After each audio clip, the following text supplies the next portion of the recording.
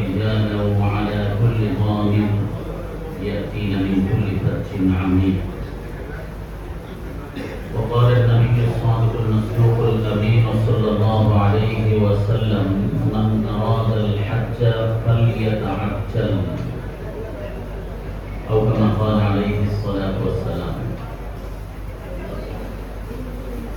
উপস্থিত মুহতারাম হাজী সাহেবান, আল্লাহর ঘরের মেহমানগণ এবং সামনের সারিতে বসা এই উম্মতের সেরতাজ উলামায়ে কেরাম, বিশেষভাবে উপস্থিত আছেন ইতমিনান ট্যুরস এন্ড ট্রাভেলসের স্বত্বাধিকারী। আমরা সকলেই প্রথমে শুকরিয়া জ্ঞাপন করি, তিনি আমাদেরকে একটি মুবারক মজলিসে ইসলামের একটি অন্যতম স্তম্ভ হজ প্রসঙ্গে আলোচনা করব মজলিসে একত্রিত হওয়ার তৌফিক দান করেছেন। এজন্য শুকরিয়া আদায় করি, সকলে বলে আলহামদুলিল্লাহ।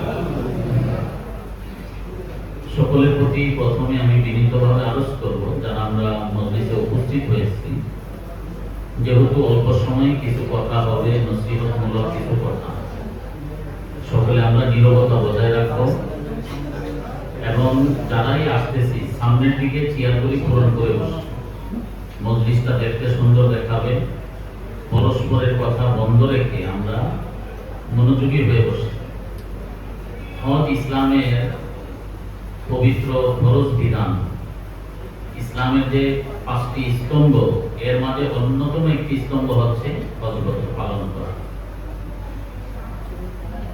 আল্লাহ নবী তার হাদিসে ইরশাদ করেছেন, আবু দাউদ শরীফের হাদিস, যার উপর হজ ফরজ হয়েছে, মান আরাদাল হাজ্জা, এবং সে হজ পালনের ইচ্ছা রাখে, ফালিয়াতাআজ্জাল, সে যেন তাড়াতাড়ি হজ পালন করে।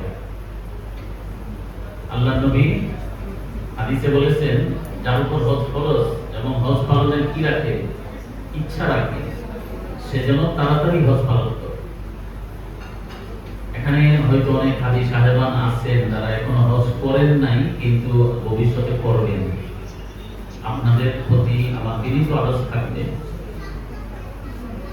যে হয়তো আপনার উপর হজ ফরজ হয়ে আছে, কিংবা আপনার বাবার উপর হজ ফরজ, আপনার ভাইয়ের উপর হজ ফরজ হয়ে আছে, আপনার বন্ধু বান্ধব, কলিগ, সহকর্মী, আত্মীয় স্বজন, তাদের উপর হজ ফরজ হয়ে আছে, কিন্তু তার হজ পালনের কথা কেউ তাকে উৎসাহিত করে না, স্মরণও করাই দিচ্ছে না।